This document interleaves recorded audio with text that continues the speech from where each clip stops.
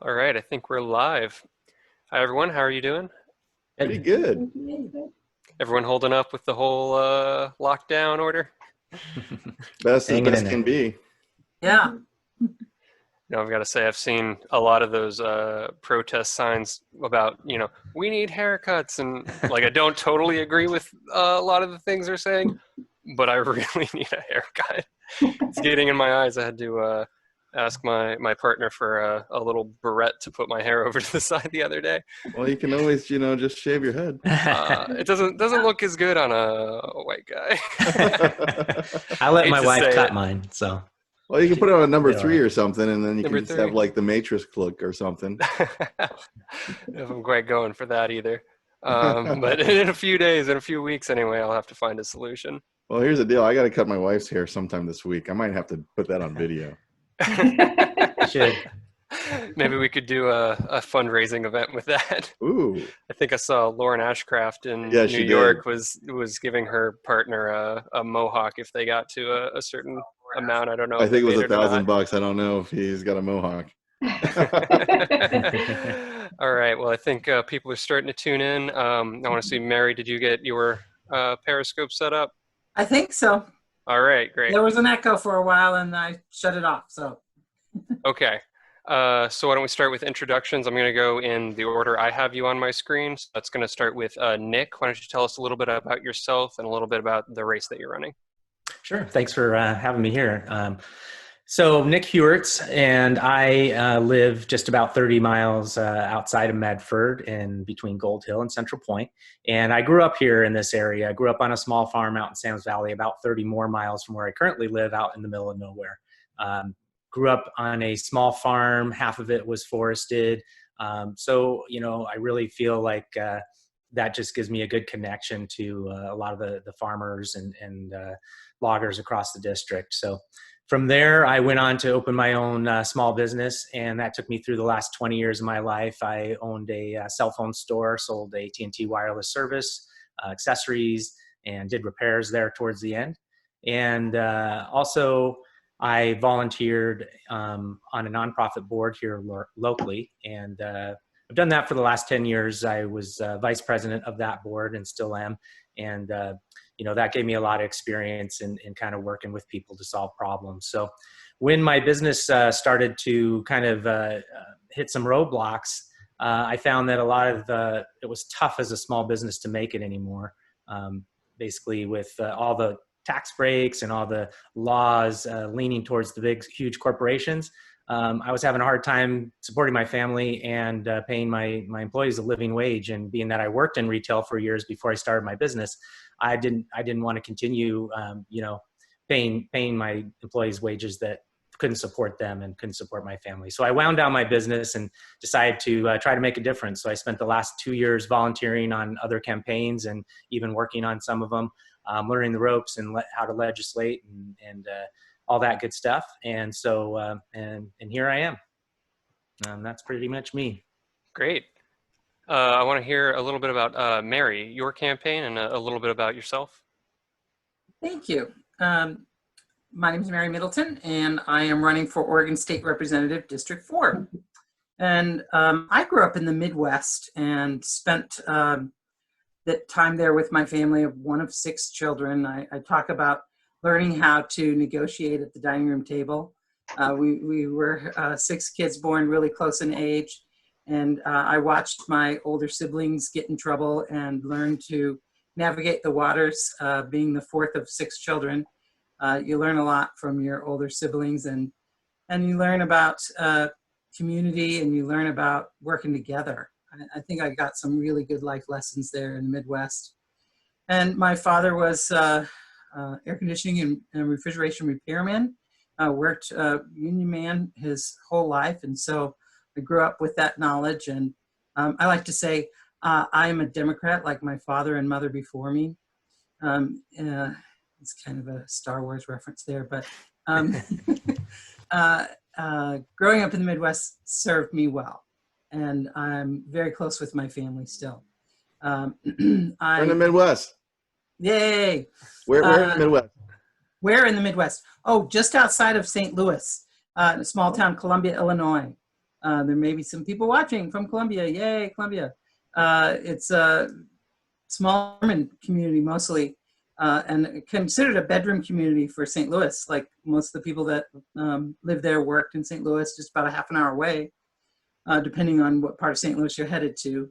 But you know, a lot of farmland in that area, a lot of hardworking folks, and good area to grow up. I'm sure it certainly was a small town. You know, there were 80 students in my graduating class and in high school, and really good foundation there. I left there and got a bachelor's degree in Colorado in mathematics, and then went on to get a master's degree in mathematics. And I'm a teacher. I've been teaching for more than 20 years and have taught throughout the curriculum from kindergarten through college. And I teach at the local community college. And I absolutely love mathematics. And I enjoy working in education and seeing the power that education has to change somebody's life.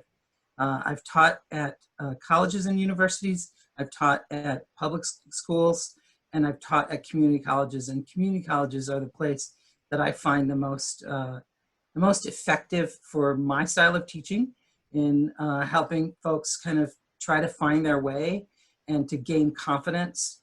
Community colleges are so important in rural areas. Maybe we can talk a little bit about education later in the conversation. And locally, I've volunteered with several organizations. I'm co-chair on the Southern Oregon Education Service District Board. That's all about providing access to education. And I also was I'm currently the chair of Oregonians for Safe Farms and Families, and served on the board of Our Family Farms.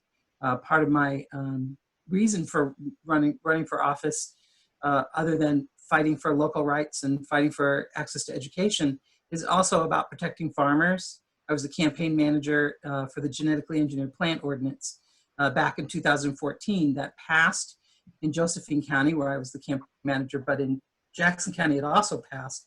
And we've been unable to enforce that in this county. So our local representatives have had numerous opportunities to right that wrong and honor the will of the people, and they have refused to do so. All right. So let's right. Thank you so much. Let's hear a little bit from Albert.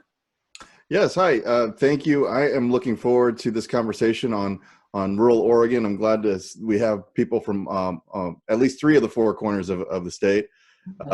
My name is Albert Lee. I'm running to represent the people of the 3rd District of Oregon.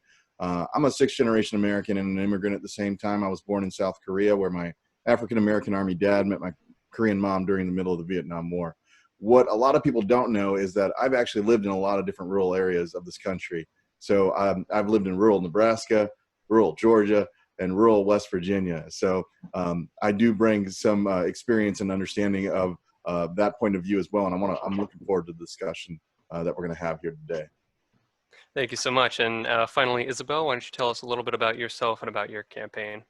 So my name is Isabelle Fleuraud, and I'm running for Oregon Representative House District 60. So that's the southeast, well, it goes from the southeast corner of Oregon, nearly all of eastern Oregon, except just the northern part of it. And so I moved to Oregon only 6 years ago, but I'm an immigrant. I moved to the United States just over 30 years ago, and I've lived in Wyoming, in Kansas, in Nevada, New Jersey, Arizona, and now Eastern Oregon. So I really have lived in urban areas and rural areas of all over the United States.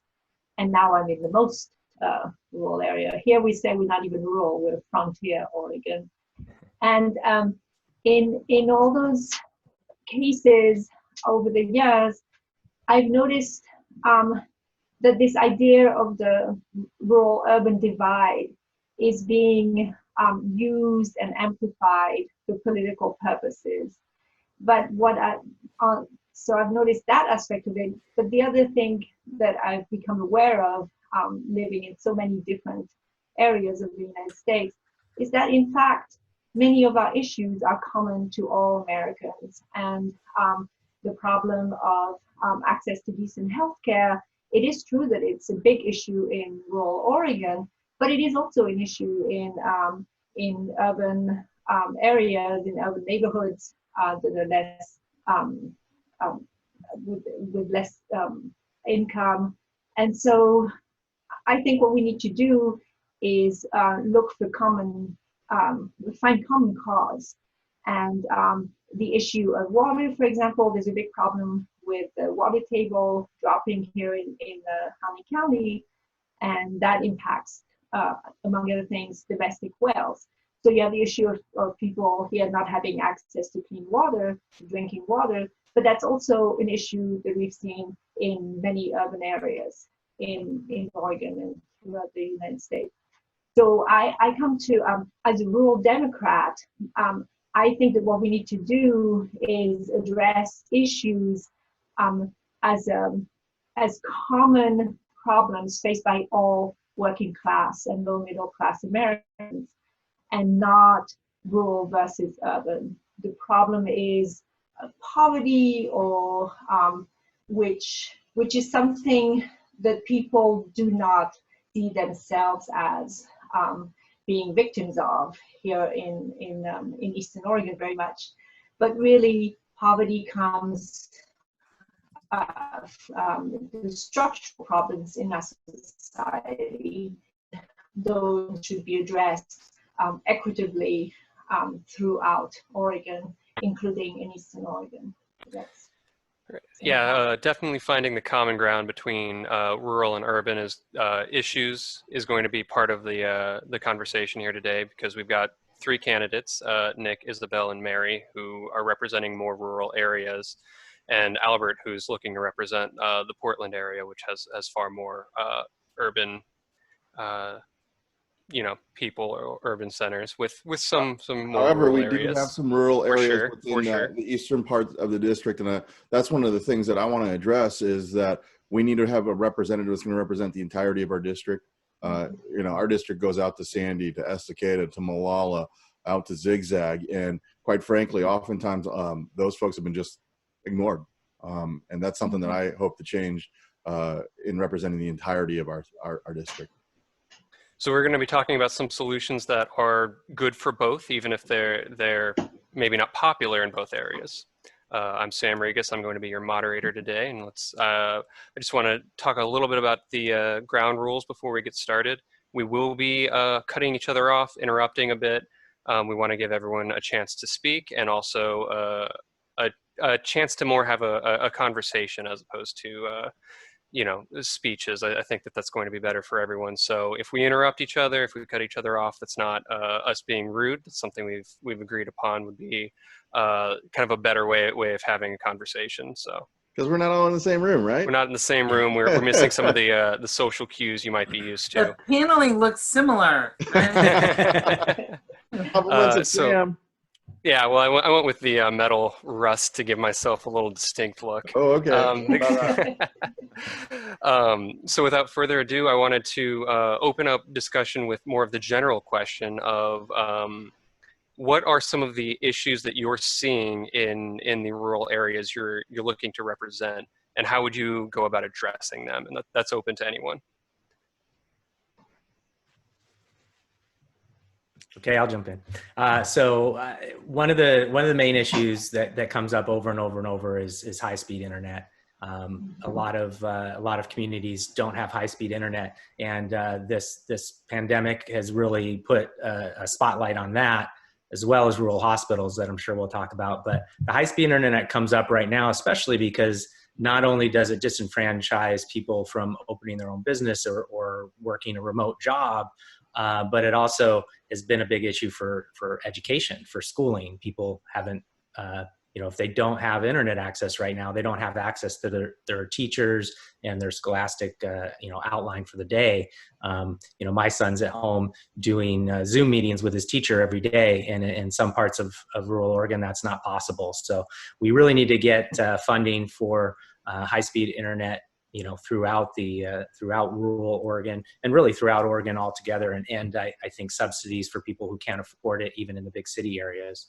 Well, I think you're hitting the nail on the head there when you're talking about that. So while it is impacting the rural area significantly, it is also impacting some of our urban areas, especially with marginalized groups, with folks that are that have less income. Quite frankly, the way that I see it is that we need to look at internet as a public utility. We need to look at it like water. Okay. Quite frankly, when I was living in West Virginia, we had a choice of two different internet providers. And basically they were in collusion with each other to keep the prices high and keep the bandwidth low to help increase their profits. And this day and age, it's dependent. We're dependent on the internet. You said it yourself with the COVID crisis. Our kids are trying to get their education online. And it's just an additional obstacle for not only the rural areas, but also for our urban poor. And that's one of those commonalities. That's one of those things that I think are really linking between both the rural and urban areas. But for me, I think of it as something that needs to be a public utility, and it needs to be a part of the rebuilding of our entire infrastructure and our smart grid system. So would you say that internet should be a right, or just something that we should strive for? No, I think it should be a public utility. I think that we should all have pretty solid access to it. And I think that we need to take away the privatized version of it, because quite frankly, privatizing it is only adding an extra layer of cost. It keeps our costs high on it. Take away the monopolies. Exactly. That you're I mean, talking they're about. like they're little regional monopolies. Yeah. And that was the same with AT&T and Verizon when I sold cell phone service. They literally copied each other's prices. So the two carriers who have like 80% of the cell phone service across the country collude together for pricing. And that was one of the reasons, that I wanted to get out of the business and try to change that. We have antitrust laws, but they're not enforced. Yeah. So enforcing those would be one level. But with something that's become such an intricate part of our lives, making it a right or a public utility, wouldn't be a bad way to go at all. I mean, just take a look at some of the other countries and the way they do it. The prices are not as ridiculous as they are here. Albert, before you introduced yourself, even though we met the other day, I didn't know that you were born in South Korea and your mother was Korean. Yeah. In South Korea for almost 2 years. And really? Where? Second language. I lived in Gwangju for a year, and then I was in Busan. Oh, wow. Okay. 9 months. Yeah. My mom's family's from Gyeongju in the southeast. Yeah. But here's another thing that we have related. I grew up in St. Louis. Oh, did you? Awesome. Awesome. Yeah. Small world. Yeah. I think there's another aspect with bringing broadband internet in the case of rural areas, where political dogma is a hindrance to progress here. Because what happened a few years ago, and I can't remember the time frame, 2 or 3 years ago, Hanoi County went through a process of, they sent out surveys to every single resident asking what we needed, what kind of improvement we needed for the internet. And one of the questions is, do you think we should get municipal internet? And my family were like, yes, we need municipal internet. But there were very few of us who thought that. And I know that the reasoning behind it is that idea that government should not be in the business of providing services. And they say that for everything here. So they say it for the internet, but also for healthcare. I mean, for everything, essentially. And I believe that there is a place for government to provide, or at least greatly facilitate access to such services that are essential for individuals, but also for economic development. You cannot hope to have economic development in rural areas if you don't have widely available high-speed internet. Isabelle, you brought up an interesting point also when you're talking about, I think looking at it as providing information, right? Mm-hmm. Free exchange of information. When we were growing up, we all had the World Book Encyclopedia, right? The salesman came by, we got a book a month or something like that, depending on if your parents could afford it or whatever. But the internet is basically free information for all. And it is a way to allow people to actually start thinking, critically thinking, and opening up to new ideas. And sometimes that's scary for folks to allow that access of information. But I think, you know, another thing that kind of ties in with having a rural broadband and also having it as a public utility is we got to talk about net neutrality. You know, I think that it is horrible to have these different streams of the highway, if you will, depending on if you can pay for it or not. That will drown out freedom of speech. It'll drown out the information and the free access thereof. So what do you guys think about that, net neutrality?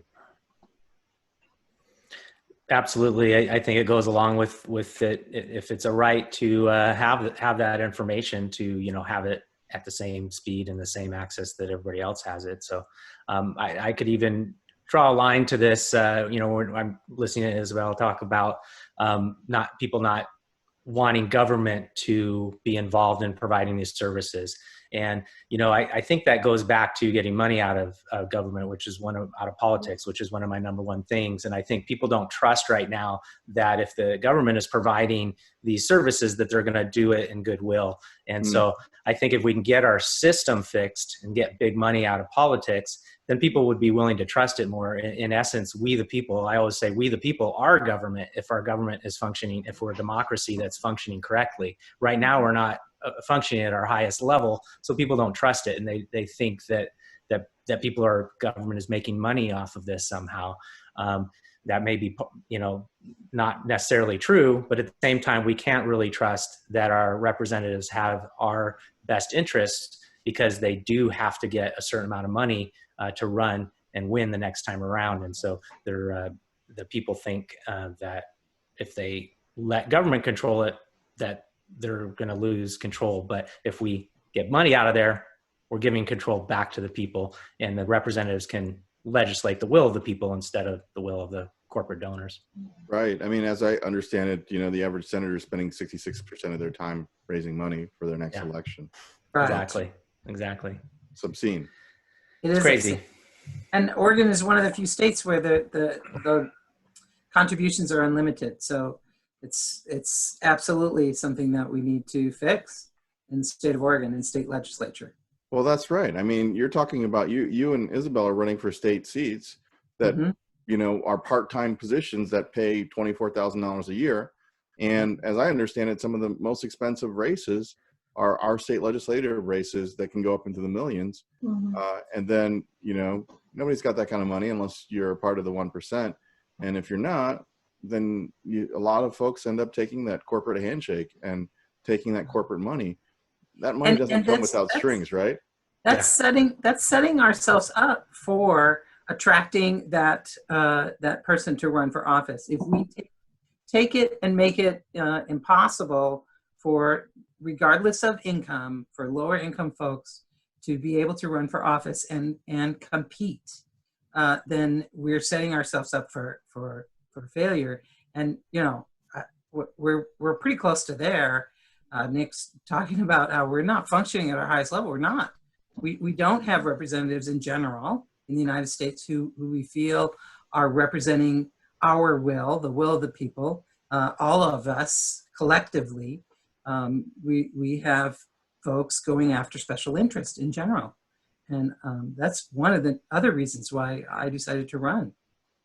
Yeah, I mean, as far as I understand it, none of us are taking any corporate contributions. Is that correct? That's correct. Yeah. For me. Yeah. Yep.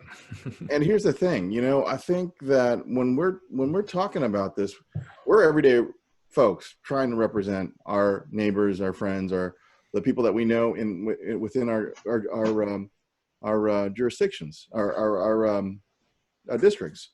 And, you know, when we have so much money in politics, it's an obstacle for regular everyday folks to be able to stand up to represent their neighbors. It then in turn creates a ruling class. It creates an oligarchy. This is something that we talked about the other day. And so the only way we can get rid of that is to have publicly financed campaigns, to get the money out of politics. You know, on the federal level, we're capped at $2,800 for individuals, but we need to get rid of the PAC money. We need to get rid of the corporate contributions come in. We need to get rid of the independent expenditures. All of that is an obscene amount of money that is blown every cycle for these races. And what we end up with are people that hide their cards. They don't tell us what they truly stand for, what they truly mean. They look at the statistics and figure out what's the right thing to say in order to get elected. And then once they're elected, they don't do the will of the people. So we need to get some way to return back to that democracy, right? Yeah, and it's systemic. We have to fix it at that level. There's only so long we can go with not taking corporate money, and the other side out budgeting us by these huge margins. We've got to have a big wave somehow and change it, because it's kind of a self-fulfilling thing. If we always have less money, then it's tougher to win. And good meaning Democrats and progressives, when I announced that I was winning and had meetings with a lot of people, some of their first questions was, how much money do you have? Are you self-funding? Who do you have funding you? And so honestly, I did a lot of this just on my own, because people didn't take any of us seriously, because we didn't already have a huge amount of money behind us. So it has to be fixed systemically, because even well-meaning people know that it takes some money to win. And so you've got to get that money somehow. Bernie showed that it can be done. But we don't all have Bernie's charisma. Well, here's the thing. I mean, I think one of the things that can happen, right, is that people are becoming more aware of the money in politics. People are cutting through the BS, and they're saying, hey, we've got to end this. And I have faith in the people. I have faith that the people are going to see this. They're going to vote in the right way in order to vote in their interest. You're right. I mean, there's a huge disadvantage when you can't get your name out there. It's a huge disadvantage when you have incumbents that have the ability to continue to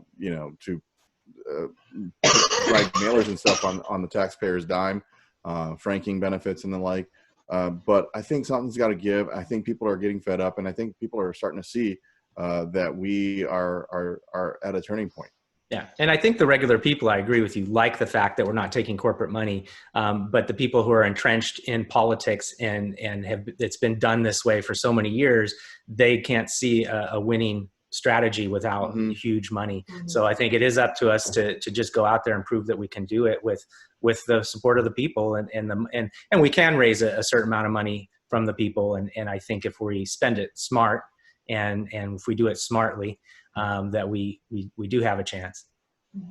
I think there's another aspect that's something that Mary and I will have to address once we are in Salem. It's so not only is there money and unlimited contributions allowed in Oregon for at the state level, but essentially there is it is okay to have conflicts of interest as long as you declare them, and so the idea is that if you have a citizens legislature, then everybody should be allowed to be a legislator.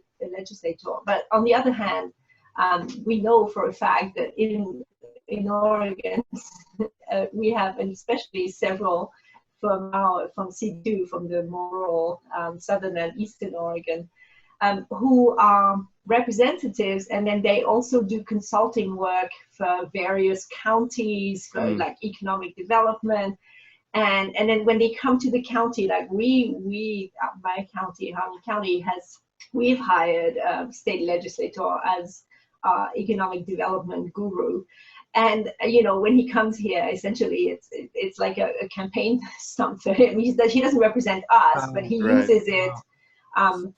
So not only does he earn money, but he uses the fact that he's an elected official to get these jobs, these consultant positions, and then vice versa. Yeah. It's appalling. So that's another aspect.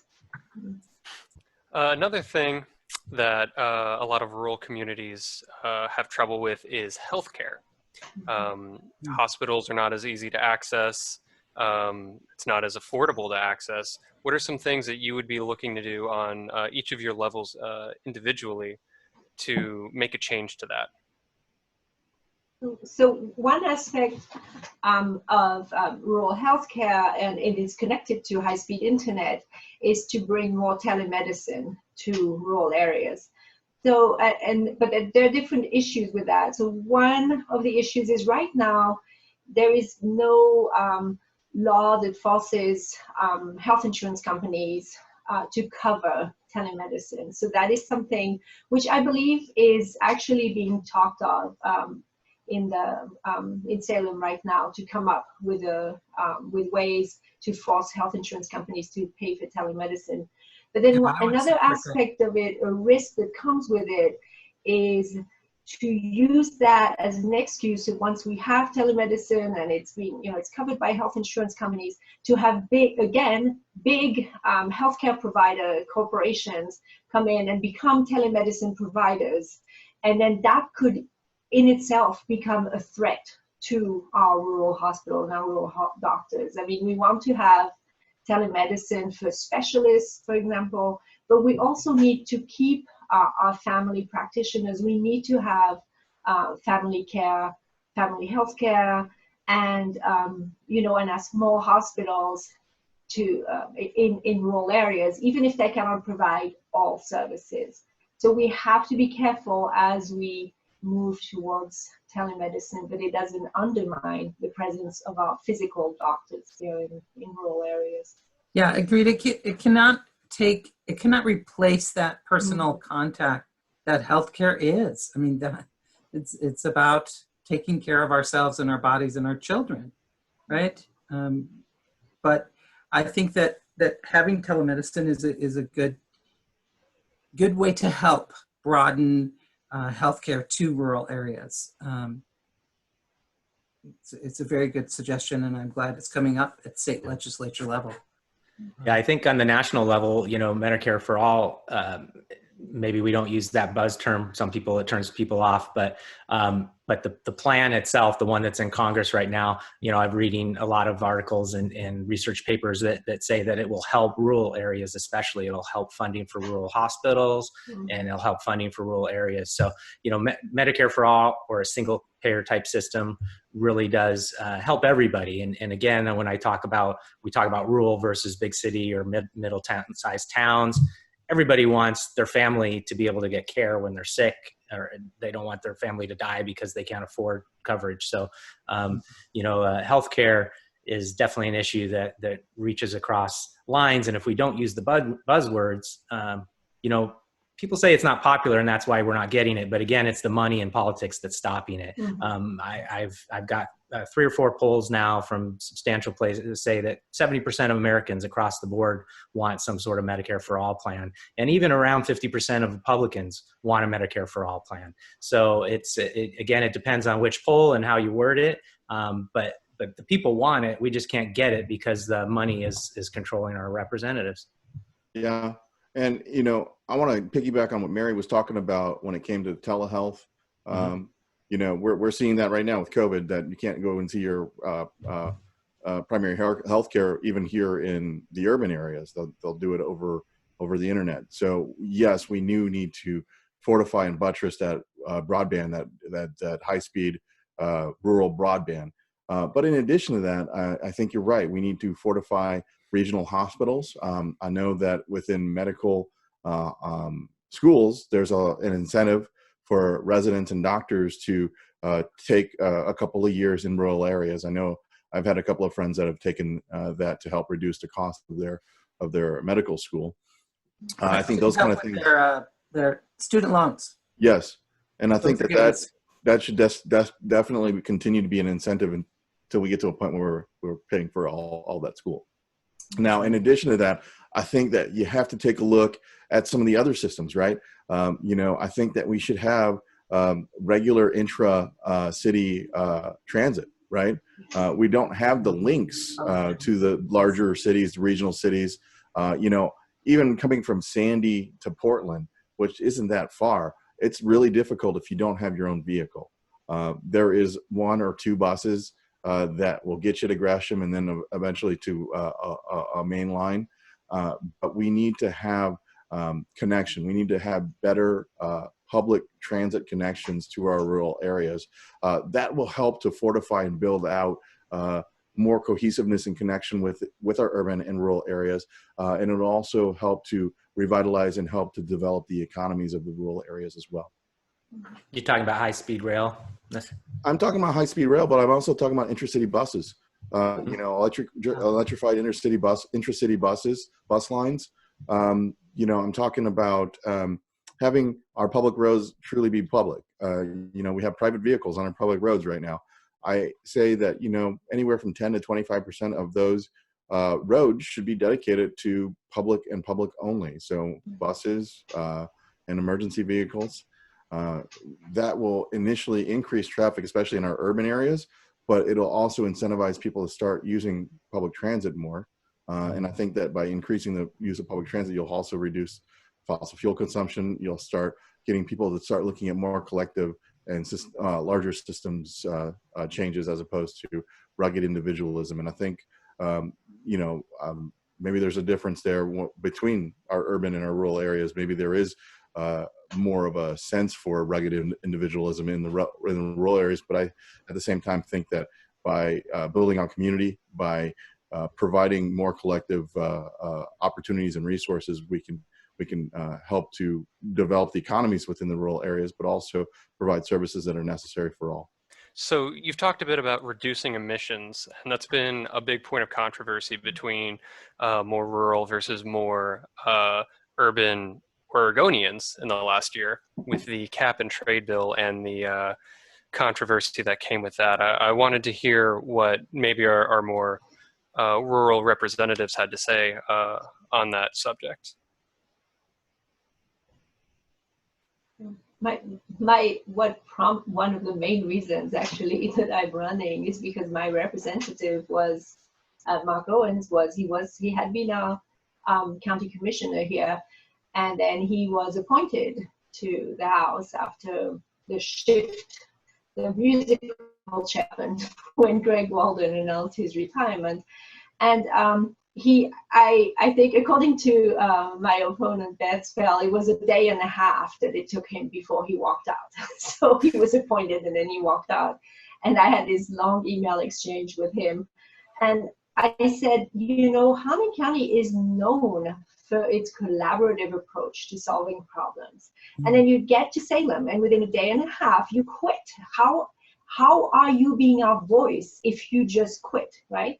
And I think a big problem is a problem, again, where political dogma gets in the way of solving real issues. So to deny that climate change is having an impact on Eastern Oregon is stunning to me. I mean, we know forest fires, sagebrush fires, and the water table dropping, right? So there's evidence. There's evidence at every turn. Evidence at every turn that we have a problem, right?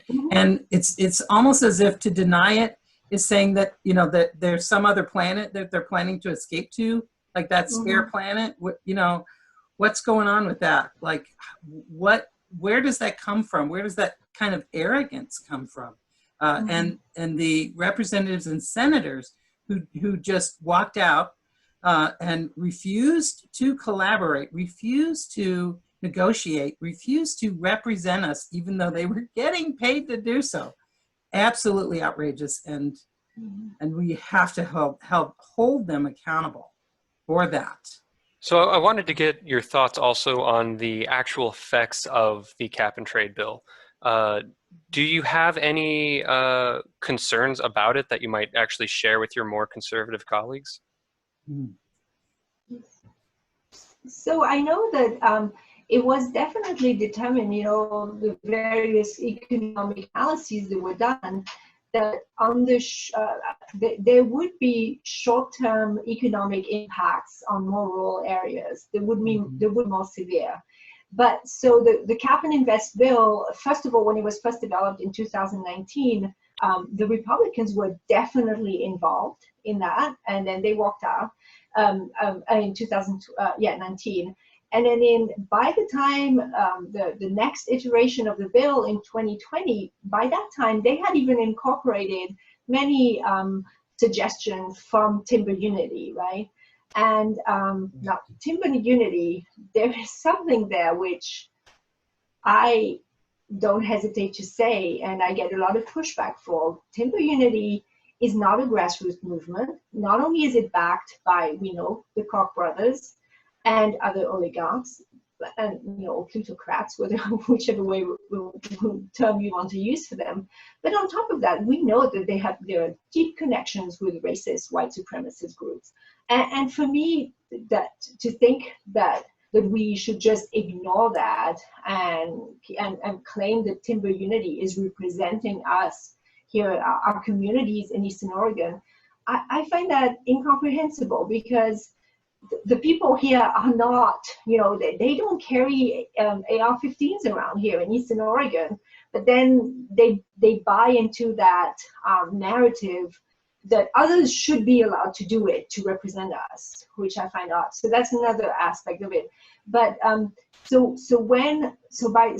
however, there were negotiations and in between the sessions, and ideas from Timber Unity were incorporated in that bill. And on top of that, the bill specifically addressed issues of short-term negative economic impacts on rural areas by, putting in place measures to alleviate those. However, on the long term, most of the economic analysis showed that rural areas would benefit most from cap and invest in the long term. And one way is by developing, the revenue and the economic development that comes along with switching to clean energy. And so if our representatives and state senators had explained that to their constituents, I think they could have comfortably voted yes or no, stayed or not, voted yes or no, but at least stayed and voted on it. And and this is a democracy. It's not as if once a bill and a law is passed, we can never change it again, right? And another thing that bill had was a 30-year implementation period, which allowed for adaptation and modifications, if needed. So, and I believe that should always be built into most legislation. So. Yeah, that's a great idea. I was actually very thorough, and I feel like I learned a lot from that. Thank you. Oh, and Nick is back. Yay! We missed you there for a second, buddy. That good old high-speed internet. Yeah.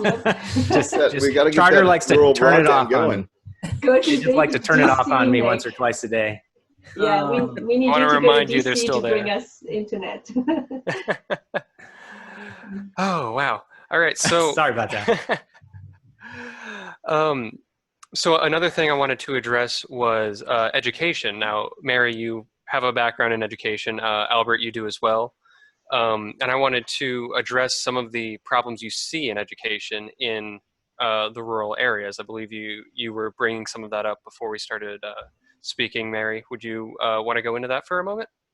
So yeah, I'm a strong proponent of funding education. I believe that we have underfunded education for decades here in Oregon, seriously in small communities, and especially right now. There's so many students that are struggling to get their schoolwork done, or there's just not having access to internet, not having a computer at home. How about not being able at all to participate in the educational process during COVID-19, during the lockdown? That's a problem, and that's a fail in the education in the state of Oregon department in many ways. I believe that community colleges serve a special role in providing not only affordable college education for those who are pursuing a bachelor's degree, but also providing that training for career and workforce, right? Career and technical education for folks wanting to just go get that certificate and then go straight to work. That is essential in rural Oregon. And we have many programs at all of the community colleges throughout the state that offer those kinds of training, and it's very important to fund that.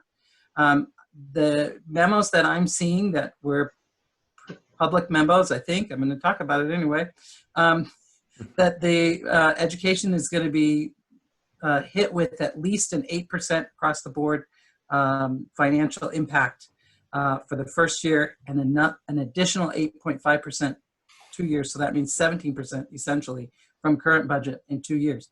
Well, that is huge for the community college where I work for. It's huge for every district in the state.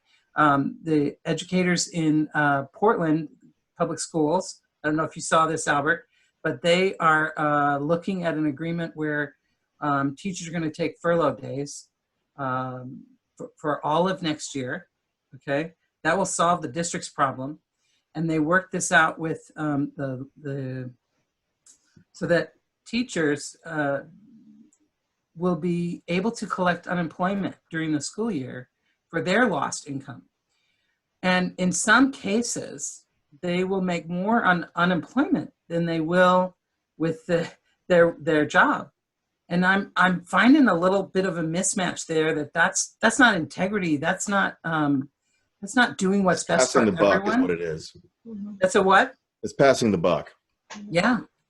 You know, when I look at our education system, quite honestly, I agree with Mary. I think that we should have a universal education system from pre-K all the way through college. You know, Mary and I share a background with community colleges. You know, there's 17 community colleges here in our state. And I worked at the one that was the largest one, PCC. Yep. So we took up a third of the community college budget out of the 17 community colleges. Quite frankly, again, tying back into things like our rural broadband, if we could get rural broadband set up and we can have a more unified, instead of having maybe 17 different districts, to have a universal community college system, maybe even mated with the state college system, we can get some efficiencies. We can provide some coursework that online distance learning that you can't maybe possibly support in a smaller community college system like the one that Mary's in, or out in Treasure Valley, or wherever else. But you know, if we can pair up and develop a cohort of students around the entire state doing synchronous learning online, I think that is a win. It's an opportunity to provide education opportunities for folks in rural areas that may not have been possible in the past. It allows more access to education. In addition to that, Mary's right. Not everybody has to go to college. There's plenty of good jobs without a college degree. A career technical education is solid to get there. And quite frankly, I think that we idolize the four-year degree to too great an extent, to the point where you almost need a college degree to be a manager at McDonald's, when in actuality you don't. But that's sort of the new bar. And what it does, in effect, is it causes too many people to become indentured servants to their school loans. You know, I carry a heavy school loan myself. I know many others do as well. I'm still paying. You're still paying. I'm on mine. Yeah. So so with that student loan as that albatross around your neck, you're not able to provide an opportunity to start a family, to buy your first home, to inject the funds into the economy, because it's getting sucked into those school loans. So I'm all for having a universal free public education system on merit. Likewise, you know, I look at, especially with our public school system, I think, and I know that some people might disagree with me on this whole thing, but I look at things like terms like local control. I look at things like systems that are localized as dog whistles to maintain segregation, to maintain disparate outcomes.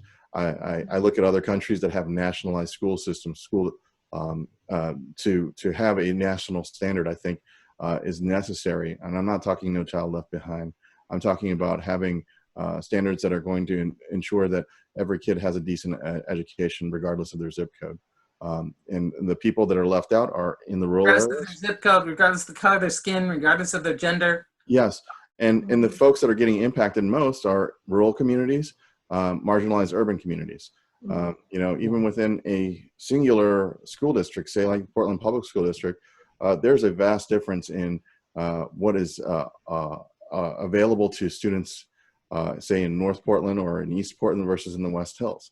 And I just don't think that that's truly equal access to opportunity. I mean, I'd agree 100%, and I'd go as far to say that we need a nationalized curriculum that we somewhat agree on. When some areas textbooks aren't teaching science and aren't teaching facts. Yeah. You know, it puts those children at a disadvantage, even though in theory that's what their parents are wanting them to learn. But it's putting those children at a disadvantage in the real world when they're not learning facts and they're not learning science. So yeah, I call for funding, and like you said, vocational school I think is important. And even I think even people who may be displaced by new technology in our changing economy because of technology or because we're going green, and as things change, we need to make sure that we're retraining those folks and paying for them as well. So I think, you know, we just have to make sure that we're taking care of everybody, and everybody has a different path, whether that's 4-year or 2-year or a 90-day training course to get into, you know, something different with the changing economy. So I find that that plays into the whole environment thing. People in rural areas do care about the environment. Sometimes people think they don't, but they just don't want to be left behind by the new technology or the new economy. As long as we're taking care of those people with the new jobs we're creating, you know. Just transition. I mean, that's what it's all about, right? Exactly. Not leaving people behind. You know, Beautiful. Yeah. you know, I stayed in West Virginia. We had miners there, coal miners, high school diploma, making 6 figures. And when the coal mines close, where are they going to go? That's the number one issue, is how am I going to maintain my income when the coal mines shut down? So we have to make sure that we don't leave people behind. And again, I think that's the fear that is behind a lot of the reluctance. Right. And whenever I say no new pipelines, which I do say, no new pipelines, I make sure I talk about the millions of new jobs that we're going to be creating by using sustainable energy, and that those people who maybe had those jobs in oil or mining or logging or farming, you know, that they high-speed rail, solar roads, all kinds of there's lots of opportunities. And so, yeah, as long as we're talking about the jobs, I think sometimes, you know, people say it's an either or thing, environment or jobs, environment or economy, and it's not an either or question. We have to be, I think, more, you know, strong about that when we're talking about these issues to get people to see that these things help everybody. Well, there's always more to talk about, and in order to learn more about our campaigns, I encourage you to go to each candidate's website. I'm sure they'll have plenty more to tell you on all of these topics and more. I want to give everyone the opportunity to make a little closing statement. Why don't we start again with you, Mary? Awesome. Well, I just want to say thank you, Albert, Nick, and Isabella, for having this conversation today. And my name is Mary MIddleton. I'm running for Oregon State Representative, District 4. I hope that if you live in District 4, you'll consider voting for me. And at least please check out my website, friendsofmarymiddleton.org, and ask me further questions. I want to talk to you. And Albert? Thank you. Thank you all for participating in this. I really enjoyed the conversation. I wish we had more time to continue. So my name is Albert Lee. I'm running to represent the people, all of the people of the 3rd District, and that includes the eastern section of the district. And so I'm making a special appeal to our rural areas in Molalla, Estacada, Zigzag, Sandy, and the like, and to let you know that, you know, I am looking at all of our interests. And while I might not necessarily agree with everything, and quite frankly, you're not going to agree 100% with anyone, I want to let you know that as your representative, I intend to be out there in your communities, talking with you, listening to you, and hearing what are some of the big issues that are most concerned to you. So I am asking for your vote before May 19th, by May 19th. I want to have an opportunity to have the 3rd District not just be about Portland, but it to be about the eastern part of the district as well. Gresham, Troutdale, Fairview, Estacada, and I keep saying it wrong, Estacada, Molalla. So thank you, and I ask for your vote as well. Thank you. Isabella? So I'm running for to be a representative for House District 60, and I believe that by addressing the roadblocks that the hindrance to progress shared by all underserved communities in Oregon, is how we will attain the quality of life that all Oregonians deserve. And it's not a question of rural versus urban, it's a question of finding common ground between all the underserved populations of Oregon, and to systematically address the problems that we all face as lower middle class and working class Oregonians. And I hope the people of Eastern Oregon will vote for me. My name is Isabelle Fleuraud, and you can find more information about my campaign on my Facebook page, Isabelle for Oregon. Thank you. Thank you so much. And finally, Nick. Thanks. Yeah, and thanks everybody for doing this. This was a lot of fun. Yeah, U.S. House District 2 is huge, and we've got a few medium-sized cities and a lot of small towns and rural areas. And so I'd just like to echo that I think it is our job to represent everybody. And I think sometimes we think that's not possible, but I think that on the majority of the major issues of today, when we get rid of the buzzwords and the personalities, we do actually agree. So I ask anybody who wants to unite to make progress happen, progress, for the economy and for equality of everybody in the economy. I ask you to check me out and give me my vote, give me your vote.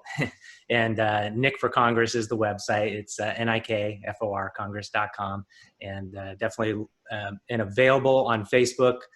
I will answer all the comments and questions on there. So hope that we can stay in touch. Thank you. All right, and I want to thank all of you for the time and sacrifice that you've made in running to represent the people. And I want to thank the viewers at home for sticking with us. I think that'll do it for us. Thank you so much. Bye. Thank you. Thank you. Bye. See you guys. Bye. Bye.